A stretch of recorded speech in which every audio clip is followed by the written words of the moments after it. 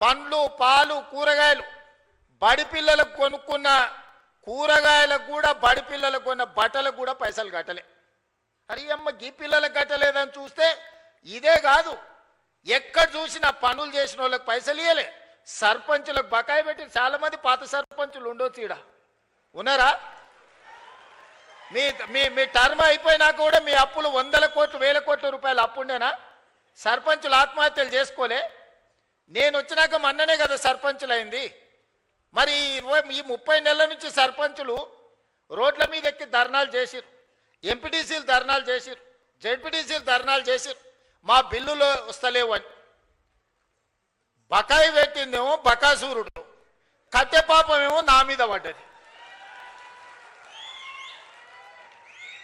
ఇక మా సర్పంచులు అంటారు రేవంత్ రెడ్డి ఇల్లు ముట్టడి చేస్తామని.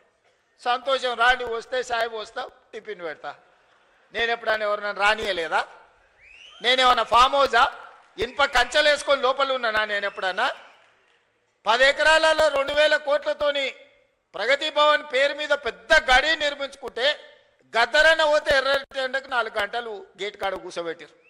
నేను కానీ మా బట్టన్న కానీ ఎవరన్నా కానీ వచ్చిన వాళ్ళందరూ లోపలి పిలిచి కూర్చోబెట్టి ఉన్నది ఉన్నట్టు చెప్తున్నాం.